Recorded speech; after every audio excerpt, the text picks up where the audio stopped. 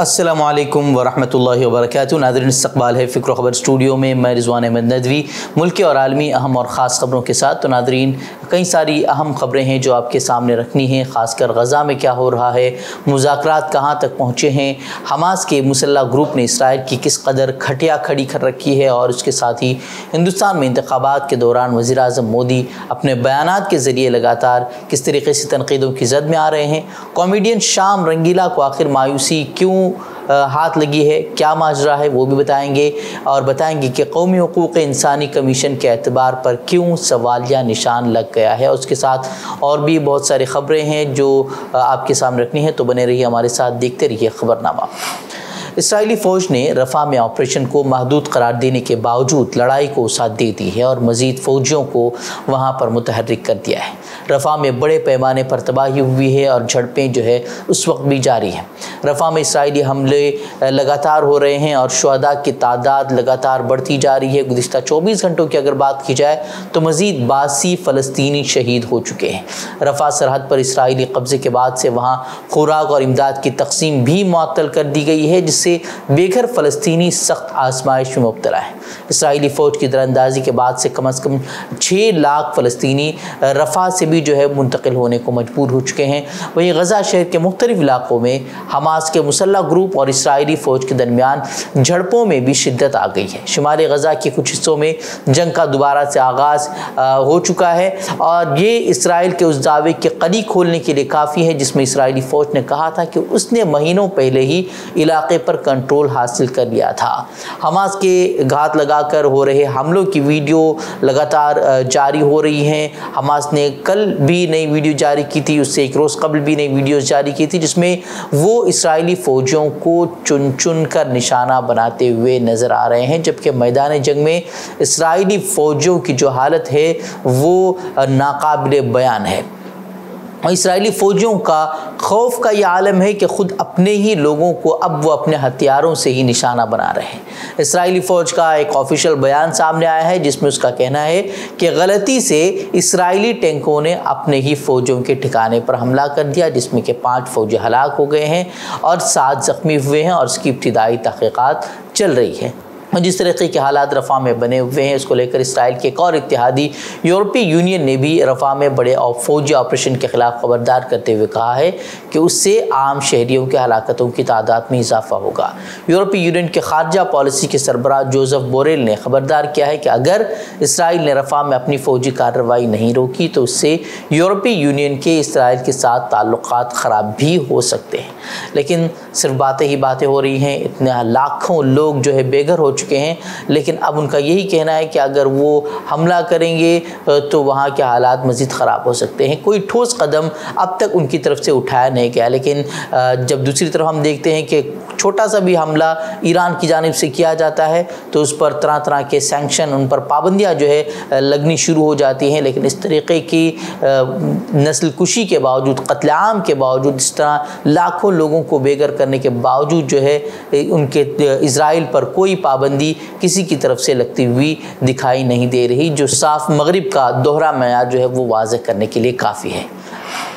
और दूसरी जानिब अगर अमेरिका की बात की जाए तो वो भी जंगबंदी का ढोंग रचा रहा है, लेकिन साथ ही तबाही के लिए खुफिया तरीके से इसराइल के साथ हथियारों की डील भी कर रहा है।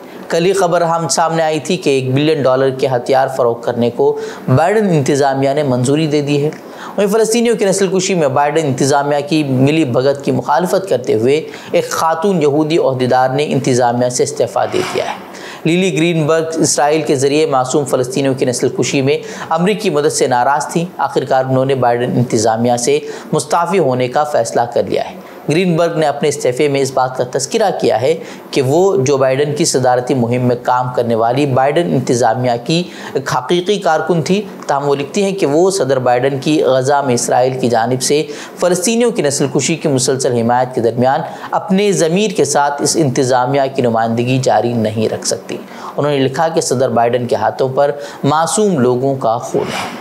वहीं गज़ा में जंगबंदी के लिए मुज़ाकरात का अमल फिर से ताअत्तुल का शिकार हो गया है। इस हवाले से हमास रहनुमा इस्माइल हानिया ने मुज़ाकरात में ताअत्तुल का ज़िम्मेदार पूरी तरह से इसराइल को ठहराया है। उन्होंने कहा कि कतर और मिस्र की तरफ से पेश की गई तजवीज़ पर फिर से तरमीम का मुतालबा कर इसराइल ने मुज़ाकरात को पेचीदा बना दिया है। उन्होंने कहा कि हमने मिस्र और कतर की तजवीज़ मंजूर कर ली थी, लेकिन इसराइल ने दूसरे ही रोज़ रफ़ा पर कंट्रोल और जारहियत शुरू कर दी, जिसकी वजह से ये मामला मज़ीद जो है पेचीदा हो गया।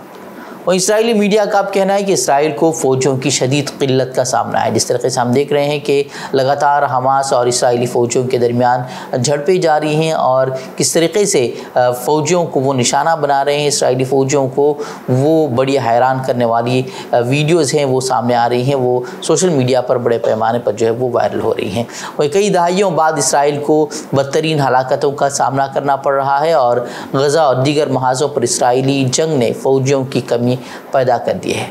उधर दूसरी जानिब इसराइली जंगी काबीना में इख्तिलाफात भी शिद्दत इख्तियार करते जा रहे हैं। इसराइली कौमी सलामती के वज़ीर ने वज़ीर दिफा को अब हटाने का मुतालबा कर दिया है। दरअसल इसराइली वज़ीर दिफा ने इसराइली फ़ौज की जंगी नाकामी को भांपते हुए फ़लस्तीनी रियासत के क़याम के लिए अपनी हिमायत का ऐलान किया था, जिसके बाद अब इसराइली काबीना के दरमियान इख्तिलाफात इस हद तक पहुँच गए हैं कि न जाने कब ये आपस में ही लड़ने में लग जाएँ और एक दूसरे के खून के प्यासे बन जाएँ। वह अक़वाम मुत्तहिदा की जानिब से फ़लस्तीनी रियासत को मुकम्मल रुकनियत देने की करारदाद इसराइली वज़ीर आज़म को बेचैन कर रही है। नेतन्याहू ने अब इस करारदाद को मुस्तरद कर दिया है और अपने मुज़ाक़ाख़ेज़ बयान में फ़लस्तीनी रियासत के क़याम को दहशतगर्द रियासत के क़याम से ताबीर किया है।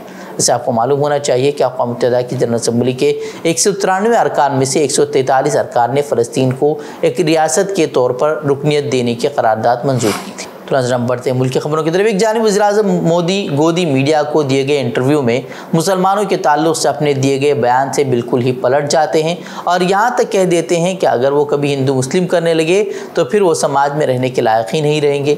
लेकिन 24 घंटे नहीं गुजरते कि एक बार फिर से उन पर इश्तिआल अंगेज़ और फिर क़वारियत पर मबनी बयानात देने के इल्ज़ामात दोबारा लग जाते हैं। सोशल मीडिया पर वज़ीर-ए-आज़म के बयानात की वीडियो वायरल हो जाती हैं जो कि पहली नज़र में ही भड़काऊ नज़र आती हैं। इसी को लेकर अब कांग्रेस के सीनियर लीडर पी चिदंबरम ने वज़ीर-ए-आज़म नरेंद्र मोदी के उस दावे को बिल्कुल गलत करार दिया कि कांग्रेस की साबिक़ा हुकूमत मुसलमानों के लिए बजट का 15% मुख्तस करना चाहती थी। दरअसल इस तरह का बयान वज़ीर-ए-आज़म मोदी की तरफ से सामने आया है कल ही। कांग्रेस के लिए माइनॉरिटी सिर्फ एक ही है, उसका अपना प्रिय वोट बैंक। मुझे याद है उस समय मैं सीएम था और जब ये बात कांग्रेस ने उठाई थी तो मैंने उसका मुख्यमंत्री रहते हुए पुरजोर विरोध किया था। कांग्रेस उस समय चाहती थी कि देश के सारे बजट का 15% सिर्फ मुसलमानों पर खर्च हो। चिदंबरम ने वज़ीर-ए-आज़म के बयान को सख्ती से मुस्तरद कर दिया। उन्होंने कहा कि ये बयान सरासर गलत है। कांग्रेस लीडर ने एक्स पर एक पोस्ट में कहा कि वज़ीर-ए-आज़म के बयानात अजीब से अजीब तर होते जा रहे हैं और ये जाहिर करते हैं कि उनकी तकरीर लिखने वाले अपना तवाज़ुन खो चुके हैं। मनमोहन सिंह पर लगाए गए वज़ीर-ए-आज़म मोदी के मरकज़ी बजट का 15% सिर्फ मुसलमानों पर खर्च करने के इल्ज़ाम का जवाब देते हुए उन्होंने कहा कि ये बिल्कुल गलत है। उन्होंने कहा कि उनका ये इल्ज़ाम कि कांग्रेस अगर इख्तियार में आई तो बजट पेश करेगी, एक मुस्लिम बजट और एक हिंदू बजट।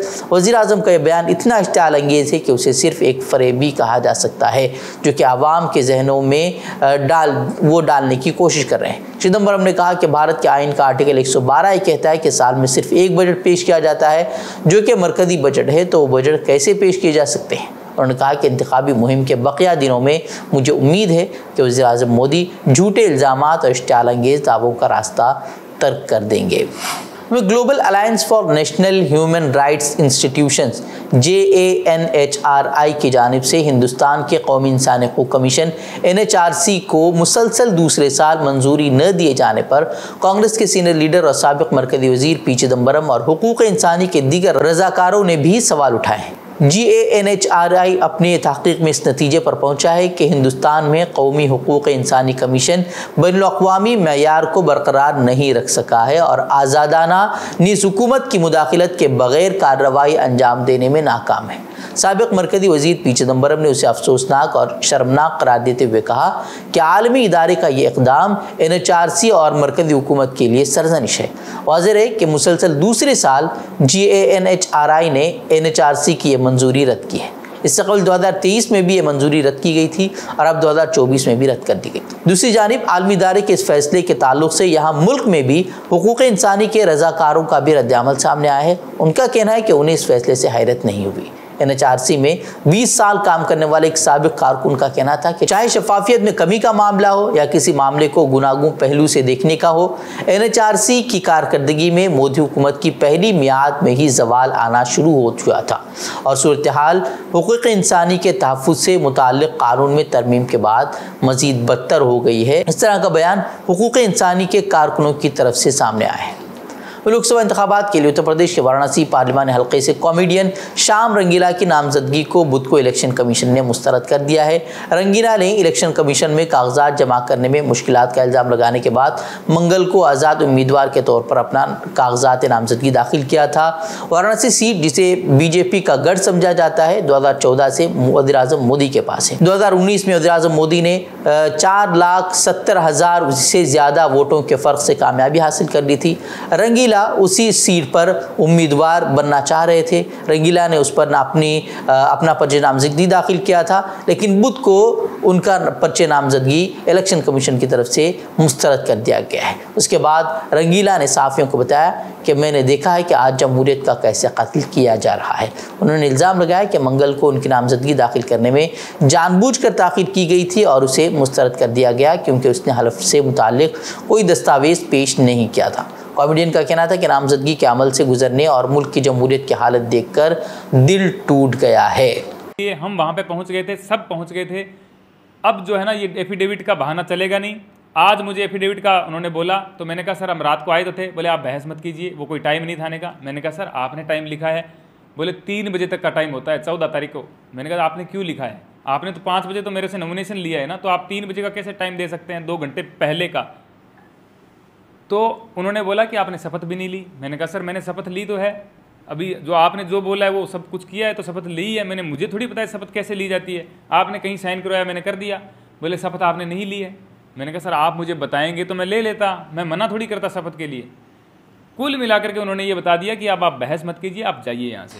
मुंबई में रवां हफ्ते के अवाइल में जिस जगह पर वसीवारीज होर्डिंग गिर गया था वहाँ से मजीद 2 लाशें बरामद की गई हैं। BMC डिज़ास्टर मैनेजमेंट ने जुमेरात को ये इत्तला दी है। उसके साथ ही इस हादसे में जान गंवाने वालों की तादाद 16 हो गई है। बरामद की गई लाशों में से एक मर्द और एक औरत की बताई जा रही है। दोनों की लाशें बुरी तरीके से मस्क हो चुकी हैं। ख्याल है कि गुज़िश्ता 13 मई को वसीवारीज होर्डिंग गिरने के बाद आज चौथे दिन भी उस इलाके में बचाव का काम जारी है। बुध को बचाव के काम के दौरान कई गाड़ियां जो है बरामद की गई, जिससे हलाक शुदगान की तादाद में मज़ीद इजाफे का खदशा भी जाहिर किया जा रहा है। इस हादसे के बाद मुंबई के बाशिंदगान में खौफ व हरास पाया जा रहा है क्योंकि शहर में रेलवे की ज़मीन के अलावा 1025 छोटे बड़े होर्डिंग जो है वो वहाँ पर मौजूद हैं। वहीं ईडी ने झारखंड हुकूमत में वजीर और कांग्रेस लीडर आलमगीर आलम को गिरफ्तार कर दिया है। ईडी ने हाल ही में उन्हें पूछताछ के लिए रांची दफ्तर तलब किया था। इससे कबल 14 मई को आलमगीर आलम मनी लॉन्ड्रिंग मामले में पूछताछ के लिए ईडी के सामने पेश। वो सुबह तकरीबन 11 बजे ईडी दफ्तर पहुंचे थे। उनसे 9 घंटे पूछताछ हुई, जिसके बाद उन्हें गिरफ्तार कर लिया गया। काबिल जिक्र है कि ईडी ने हाल ही में आलमगीर आलम के सेक्रेटरी और उसके मुलाजिम और उनके करीबियों समेत 9 ठिकानों पर छापा मारे थे। फ्लैट से ईडी ने 32 करोड़ रुपए बरामद करने का दावा किया था और तकरीबन जो है 36 करोड़ टोटल नकदी बरामद करने का ईडी ने दावा किया था। वहीं कांग्रेस के साबिक़ सदर राहुल गांधी ओडिशा में इंतखाबी तशहीर के दौरान मरकज़ की मोदी हुकूमत पर जोरदार अंदाज में हमलावर दिखाई दिए। उन्होंने एक जलसे आम से खिताब करते हुए कहा कि हिंदुस्तान के आवाम को जो कुछ भी मिला है वो आइन ने दिया है। बीजेपी लीडरान अब आइन को ख़त्म करना चाहते हैं। इस इंतखाब में सबसे बड़ी बात आइन को बचाने की है। अगर आइन ख़त्म हो गया तो आवाम के हक़ ख़त्म हो जाएंगे। उन्होंने रिजर्वेशन ख़त्म करने का भी वज़ीर-ए-आज़म पर इल्ज़ाम लगाया। उन्होंने कहा कि वो रिजर्वेशन भी ख़त्म करना चाहते हैं और पूरे पब्लिक सेक्टर की निजीकारी करना चाहते हैं। इस तरह का इल्ज़ाम उन्होंने आयद किया। बीजेपी के बड़े बड़े नेता कहते हैं अगर वो चुनाव जीतेंगे तो इस किताब को वो फाड़ के फेंक देंगे। भाइयों और बहनों, मैं बीजेपी के हर कार्यकर्ता से कहना चाहता हूं, हर नेता से कहना चाहता हूं, बीजेपी छोड़ो, नरेंद्र मोदी छोड़ो, दुनिया की कोई भी शक्ति इस किताब को नहीं छू सकती है। इसको अगर आपने फाड़ने की कोशिश की तो फिर देखना देश आपके साथ, कांग्रेस पार्टी आपके साथ क्या करती है। स्लोवाकिया के वज़ीर-ए-आज़म रॉबर्ट फिको कातिलाना हमले में गोली लगने से जख्मी हो गए हैं और उनकी हालत तशवीशनाक बताई जा रही है। उन्हें अस्पताल मुंतकिल कर दिया गया है। रॉबर्ट पर सरकारी दफ्तर में इजलास के बाद कातिलाना हमला किया गया था, जिसके नतीजे में वो जख्मी हुए। हमलावर ने 4 गोलियां फायर की जो कि वज़ीर-ए-आज़म के पेट में पेवस्त हो गई। स्लोवाकिया के मीडिया का कहना है कि फायरिंग 71 साला मुलजिम ने की थी, लेकिन फौरी तौर पर उसकी वजूहात सामने नहीं आई। हमलावर के बेटे का कहना है कि उनके वालिद के पास पिस्तौल तो था, लेकिन उन्हें नहीं मालूम कि उनके वालिद का मंसूबा आखिर क्या था और क्या माजरा था। तो नाज़रीन, खबरें, मज़ीद खबरों के लिए आप हमारे वेबसाइट www.fikrokhabar.com की तरफ रुख कर सकते हैं। वीडियोज़ के लिए हमारे यूट्यूब चैनल को सब्सक्राइब करें। तो नाज़रीन, इजाज़त दें। अस्सलामु अलैकुम वरहमतुल्लाहि वबरकातुहू।